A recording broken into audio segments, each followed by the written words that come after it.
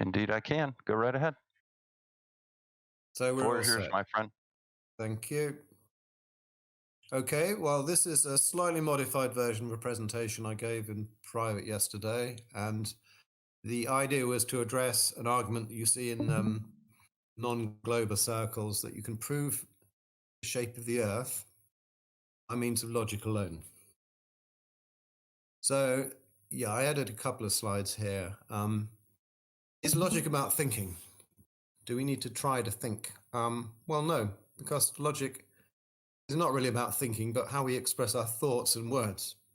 The name logic is from the Greek logos, Latin ratio, which means word, language, talk, speech, discourse, or conversation. And you'll see the common theme there is that we're not talking about thought at all. We're talking about words and language and speech and conversation. And to quote from the great Polish logician Lukasiewicz, I hope I pronounced that right, it is not the object of logic to investigate how we are thinking or how we ought to think. Logic has no more to do with thinking than mathematics has. If you think about it, is true. You may think stuff. Stuff may be going through your minds when you're working on a mathematical proof, but the essence of the proof is in the symbols that you're writing down. Lukasiewicz continues, modern formal logic strives to attain the greatest possible exactness. This aim can be reached only by means of a precise language, note the word language, built up of stable, visually perceptible signs. Every scientific truth, in order to be perceived and verified, must be put into an external form, intelligible to everybody. Modern formal logic gives therefore the utmost attention to precision of language. So I emphasize that because I think that is what in a lot of the non-science and pseudoscience that we see, it's not really bad thinking, it's just bad expression of anything. Nothing is being expressed. We're seeing a sort of series of incoherent noises sort of put together into some grammatical semblance, and not always grammatical. Some sort of grammatical semblance of an expression of a thought, but which is the expression of nothing at all. Validity versus soundness. An argument is valid if and only if the premises cannot be true and the conclusion false, i.e., if the premises are true, and they might not be, then the conclusion must be true. Example, if it's day, then it is night, okay? But it's day, therefore it's night. That's a perfectly valid argument. If the premises are true, the conclusion cannot be false. But the argument is not sound. The premises are clearly false, so it's false to say if it is day, then it is night. If day excludes night, which it does. And the sound argument is a valid argument with true premises. Logic is the science of valid argument forms. So if P, then Q. P, therefore Q, is a valid form, even though an argument expressed in that form could never be sound. I.e., because the premises, the first premise, if P, then Q, if day, then night, is false. So logic is about validity with not so much emphasis on soundness. Logicians don't particularly care if the premises aren't true, although if you then add an extra argument to show why the premises are true, then of course we are concerned with that, but only in the sense that we're concerned that the sub-argument, the secondary argument, is also a valid argument. So the argument I want to look at, I'm not targeting anyone's argument in particular, although it is an argument I cobbled together, which seemed to me to represent one of the arguments I see in flat Earth circles. It has 6 steps in it, and in line with the idea that we express our thoughts exactly in language according to a certain valid form, we label it as follows. We put an A for assumption on every step of the argument that is an assumption, which would need to be proved separately, but which we're not concerned with in this particular argument. So you see 3 assumptions here. Then for any step of the argument which is based on previous steps or assumptions, we put a little bracketed sign. So step 3, we have brackets 1, 2. That means this is a logical step from assumption 1 and assumption 2. step 5, we're relying on steps 3 and 4, and step 6, which comes to the conclusion that the surface of the Earth is not a sphere, is arrivable from 5. So any comments, guys, so far? Some of you have seen this presentation before.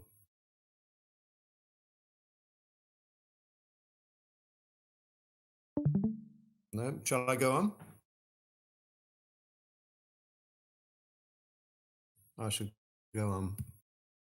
So what I want to do is go through all the steps in the argument and see which of the steps are valid steps, and also which assumptions we can agree to. So the first assumption is that the horizon is a plane, and notably, globe deniers and globe supporters will both agree with this for different reasons.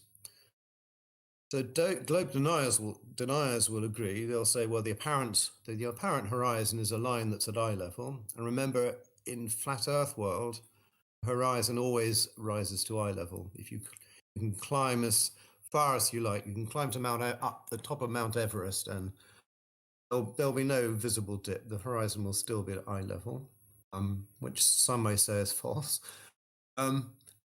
That apparent horizon defines a horizontal plane of level. So all heights above or below what we could call sea level are measured with respect to this plane, i.e. the reference surface. So in flat Earth, while there are still hills and valleys on flat Earth, the reference surface, or the flat Earth geoid, is perfectly flat. So globe deniers will agree in that first premise, that the horizon as defined is a plane. Globe supporters will agree that the horizon is defined by a circle of equal altitude. We had a bit of a problem with that yesterday. I think this diagram sort of does it better. Diagrams can be useful. So here you see, ludicrously out of scale, you see the observer. There's a blue line indicating the observer's height above the surface of the globe. Black arrows indicate how far that observer can see until the line of the eyesight hits the horizon. That defines the observed horizon. That is a circle of equal altitude compared to the observer's eyes. And that actually cuts, that circle is on a plane that cuts through the Earth and sort of slices off a bit of the dome. I think we all agreed on that. Although someone objected, actually, we don't always, that's a geometrical definition of vertical. If we define vertical as the direction of local gravity at that point, you're going to get something very slightly different, but the same thing works. But we all agreed that that definition is a workable one for the argument, and that we can therefore, both globe deniers and globe supporters can agree that the horizon is a plane. Any comments on that so far?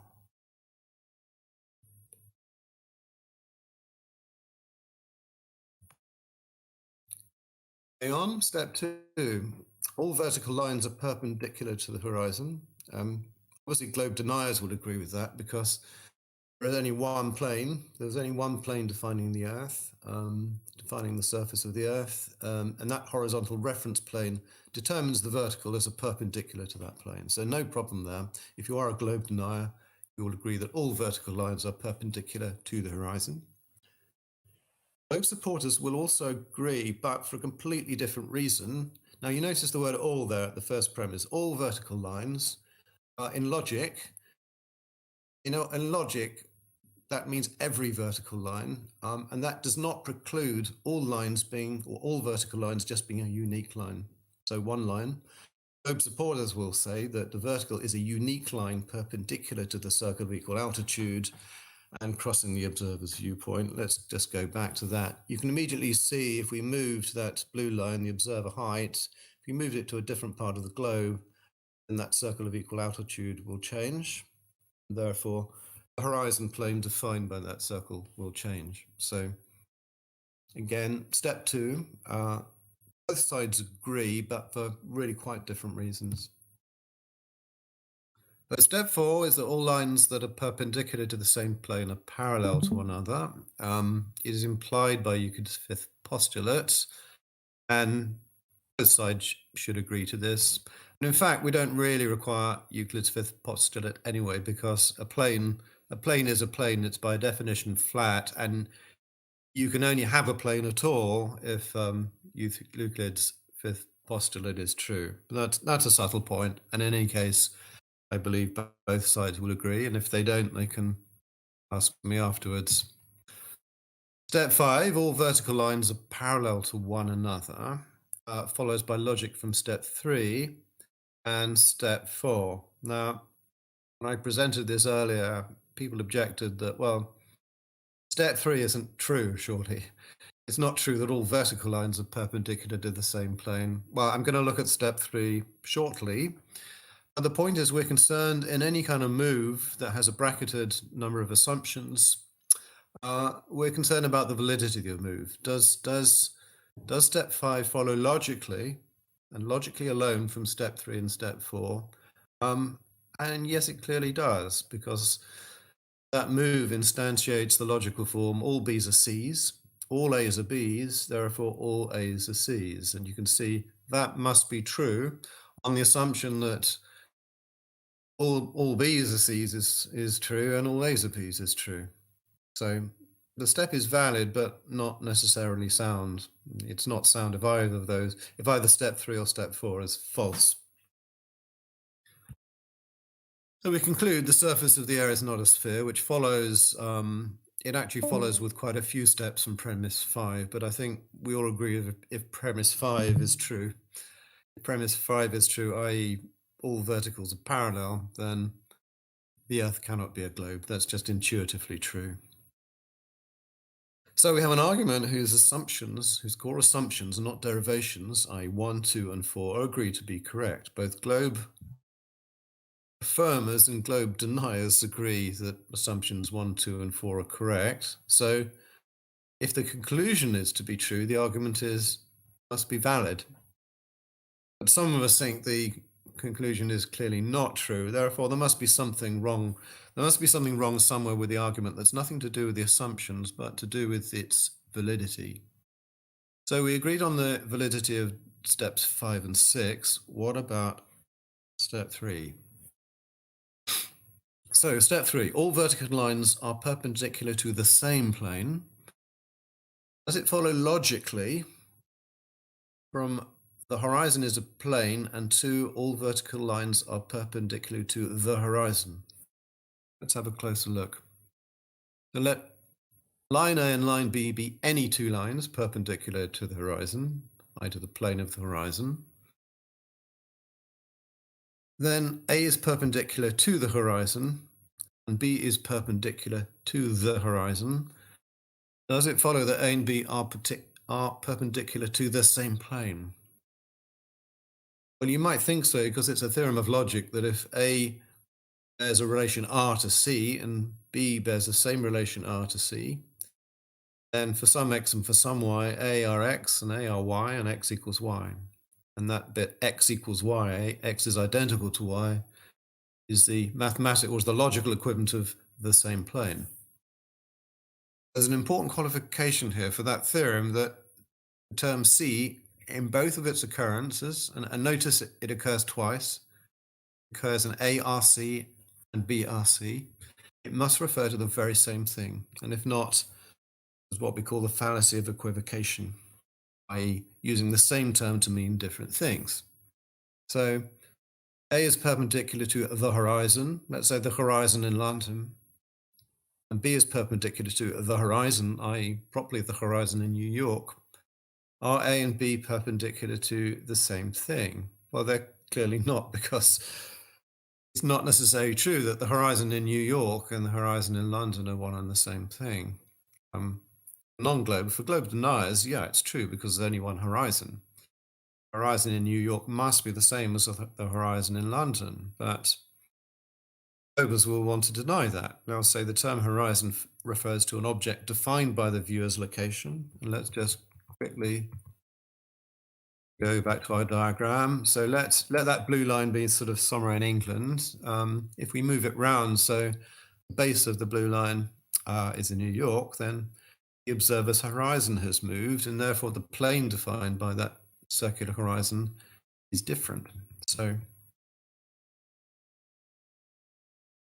The globers will not agree. They're quite happy with the truth of the assumptions, but step three, they'll say, well, that move is not valid because it's a fallacious step. And as someone here pointed out to me the other day, it also begs the question, because begging the question is the fallacy of assuming the very thing that you need to be proved. It's not a formal fallacy, it's what's called an informal fallacy. The proof of premise 3 is valid if and only if the term horizon refers to the same object in both occurrences, i.e. no fallacy of equivocation. But it refers to the same thing if and only if there's just one horizontal frame of reference. Hence, it refers to the same thing only if the Earth is not a globe. So the argument only works if we assume that the Earth is not a globe. But the argument is meant to prove that the Earth is not a globe. So the proof that the Earth is not a globe depends on the assumption that the Earth is not a globe, which begs the question, right? Okay, so I was sort of making up an argument that I sort of cobbled together, and I wanted to show that that argument, the Earth is not a globe, based on logic alone, is not a valid argument. The assumptions may be true, but the argument is not valid, it's not logical. Now you could argue, well, we don't, that's not our argument. We have a different argument. We can show that the Earth is not a globe logically by other means than this argument, but we can show it by means of logic and geometry alone. We can do that. And I say, okay, fine. Don't want to be accused of setting up a straw man. Why don't you guys, not me, why don't you guys, as you want to prove this, set out all the steps in your argument by numbering them, as I have done, and showing whether each step of the argument is an assumption, or if not, the premises on which it depends. Then the argument must have a valid logical form, so show its valid logical form, and the assumptions must be obviously correct to do that, and that is fine, but you yet have to do that. So I'm going to stop sharing now. And happy to take questions for 20 minutes or so. I have a specific question on a specific argument for you. All right. One of the things that we're constantly hearing in the science denial community is that if the Earth is a sphere of radius 3959 miles, the maximum distance to the geometric horizon is no more than 1.22 times the square root of the observer's height in feet. Now, we can see things that are further than 1.22 times the observer's height, square root of the observer's height in feet. Therefore, the Earth is not a sphere.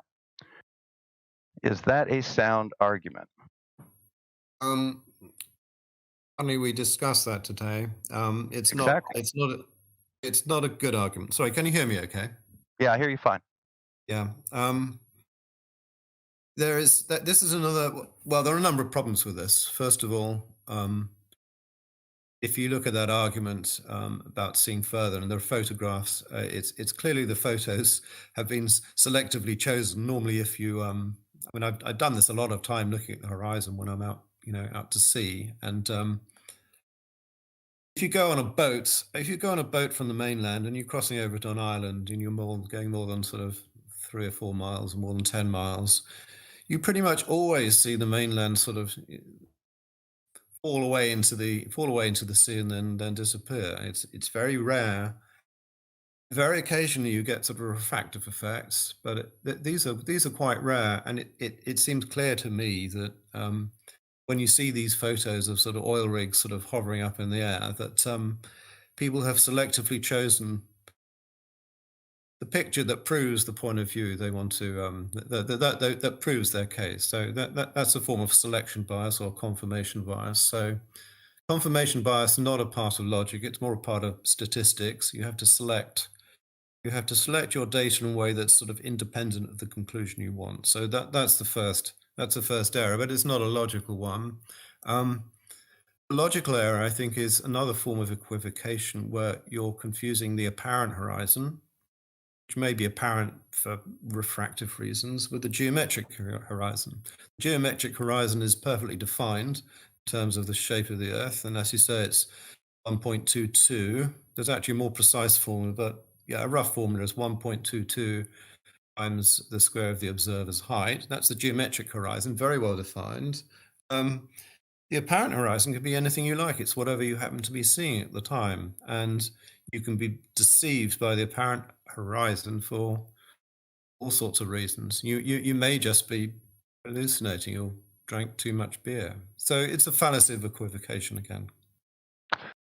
Well, I think, the issue that I've brought up with it, and well, first I wanted to see whether or not it was a valid form of an argument. The second thing that I wanted to do was point out that you very clearly stated that in order to reach a conclusion, the premise must be true. Did I miss that, or is that your intent? In order to reach a true conclusion, so here we're not just talking about validity. The argument must be valid, i.e., the conclusion cannot be false where the premise is true. So the argument must be valid, but it must also be sound, i.e., the premises must be true. Yeah, so correct. All right. Now, here's the problem that I run into with this argument, and that is that the premise itself is false.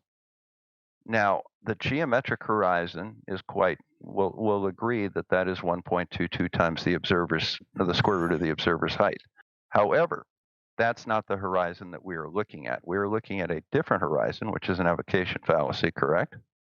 We're looking at the apparent horizon, not the geometric horizon. And they're Correct. equivocating the two.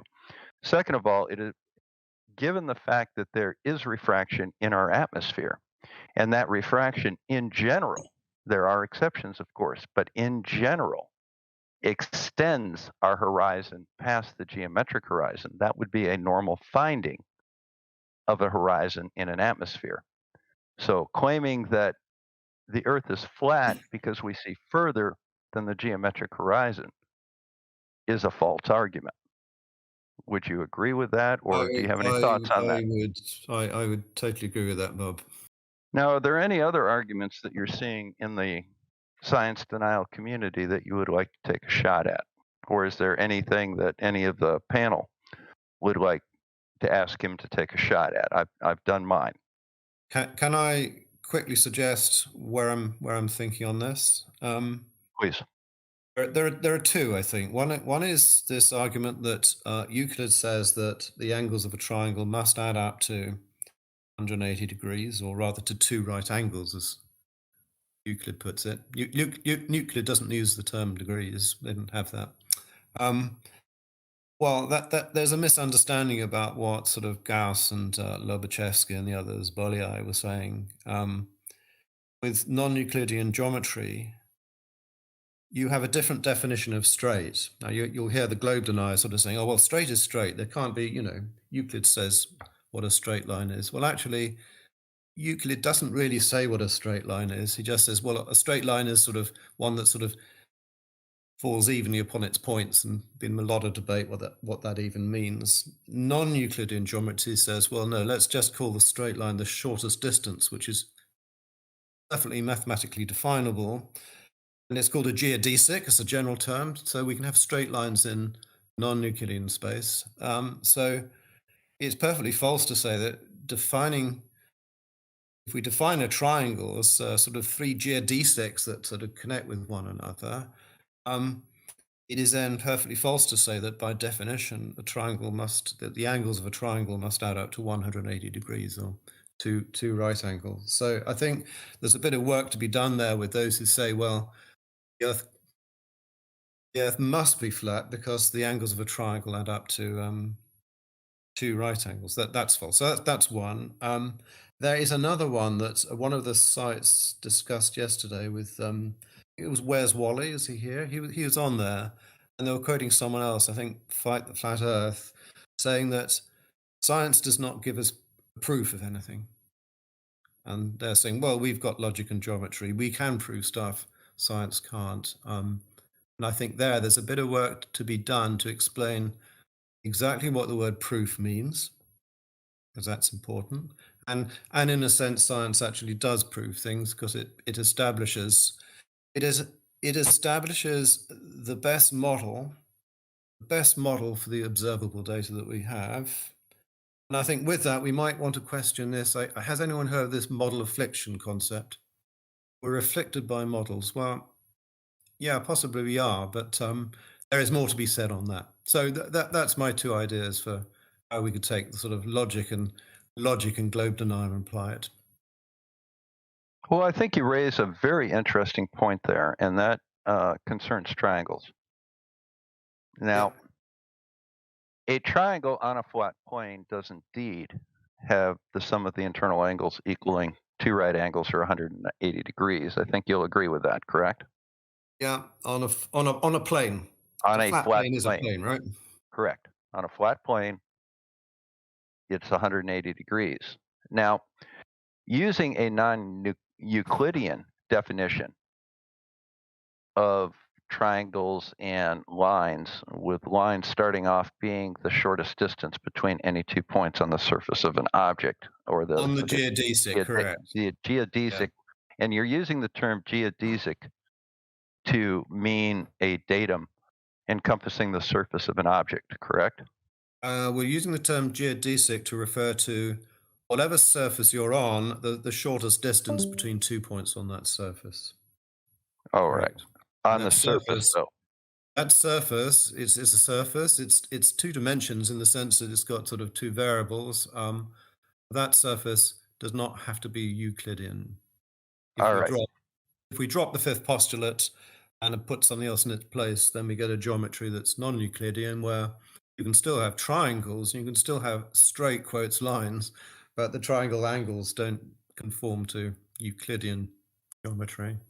All right. So here's the point that I wish to make, and that is that if you use the non-Euclidean definition of straight lines and triangles for that matter, you can have a triangle on a curved surface that encompasses more than 180 degrees of internal angles.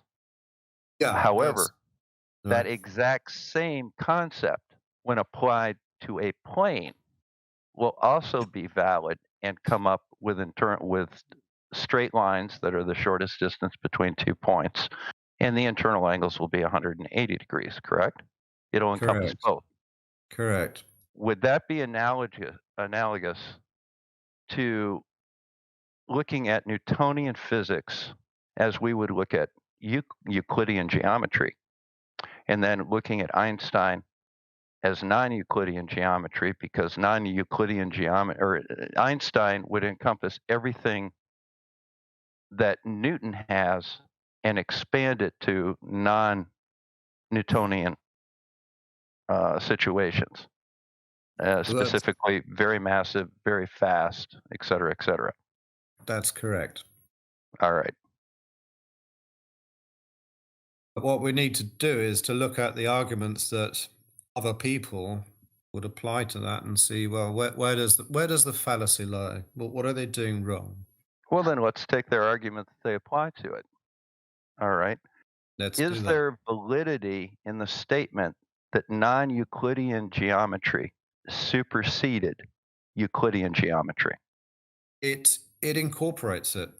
So it says just as Newtonian mechanics is a special case of Einsteinian mechanics, so Euclidean geometry is a special case of non-Euclidean geometry. It's not that the two conflict with each other, but non-Euclidean geometry is more general. So there's a more general definition of a straight line than you get in Euclidean geometry. Just as there's um, a more general description of gravity in Correct. Einsteinian That- That's physics that's that's compared to Newtonian physics. that is correct. It's not one doesn't conflict with the other, rather one incorporates the other. See, that's a rather profound concept that undermines many of the arguments of the science denial community. I wanted to make sure, from a my background is more science than it is in logic. Your background is definitely in logic, with a smattering of science in it as well. I wanted to make sure that my understanding of the logic of my argument was correct, and apparently it is. Oh, that you are correct, but the challenge is to explain it to impatient people. Um, is to impress that upon impatient people because it's a fairly long argument, and it's a fairly abstract one. So there are both impatient people and also people who find abstract ideas hard. And so the challenge is not, not whether we're right or not. I think we're right. It's to explain these ideas in a way that it becomes clear that they're right. Well, the way that I built that argument is designed specifically to do that. We can accept the idea that a planar triangle has internal degrees or has internal angles of 180 degrees. We can also Correct. accept that on a sphere, the internal angles of a triangle are greater than 180. We can then Correct. use that analogy directly into Einstein and Newton. We can do that. But I saw I think it was Where's Wally again was no, it wasn't. It was someone called Genesis. He was saying, look, you're on a certain longitude, say you're longitude of sort of Michigan. Then you travel down to the equator. Well, let's say you travel from the North Pole to the equator via that line of longitude. Then you move to the right or left a bit along a line of latitude. And then you go back up again and you hit the North Pole again, right? Now the angles Correct. between where the first longitude crosses the latitude line or crosses the equator and the angle where it's the other line of longitude crosses the equator, that's exactly 90 degrees, right? So you have Yes. an angle. So you have a triangle, a geodesic triangle whose angles must add up to, if you include the angle where you hit the North Pole, you've got a triangle that adds up to more than 180 degrees. And Exactly. Genesis it's on YouTube, he made exactly that point, and they sort of gang of people just laughing and rubbishing him, saying, "Oh, so do you really mean that the angles of a triangle can add up to more than two right angles? You must be stupid, ha ha ha." And then they sort of blocked him. Well, any angles of lines of longitude meeting the equator are by definition 90 degrees. Correct. And unless they are coming back from exactly the same spot on the equator, the angle at the North Pole will be a non-zero number, which means that by definition it cannot be a flat surface. Right. But they will say it can't be a triangle either, because triangles, as defined, only exist on a flat surface. They will Exactly. deny They that say that that you shape is a can't have triangle.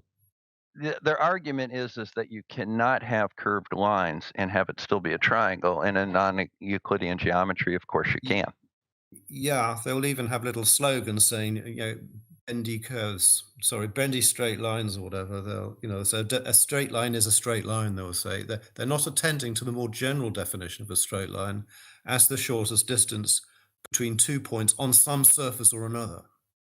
Well, yeah, the terms they use are bendizontal, and the other one is Horizontal, curved yeah, adjacent. yeah, And my video today addressed the curved adjacent. You have to have a triangle in order for something to have an adjacent side and an opposite side. If you're looking at correct, simply two rays, it's an angle, and neither of those rays are the adjacent side. correct. Bob, sorry to sort of get off, but does anyone else have any questions on the subject or on the subject of logic generally? Okay, well, I taught philosophy, and obviously logic is a substantial part of philosophy. I taught that in the 1980s. Then I went on to do other things. Pay in academia is not as high as it might be.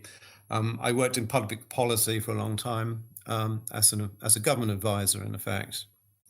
Um, in parallel with which, so as well as the day job, I continue with this sort of the evening work, and I've got a number of publications in the sort of sphere of logic, modern logic, and medieval logic. My first paper was actually on Tarskian semantics. You probably don't want to know about. And I have two books published since then. One on the logic of Duns Scotus, who was a medieval logician and philosopher, and more recently one on biblical hermeneutics, which is the interpretation of biblical texts. I'll tell you just on that, I can tell you that there is probably an entire series coming out of you on dealing with the arguments of the flat earth, from interpretation of Bible verses to just the basic logic of the flat earth. And I really look forward to having further conversations with you.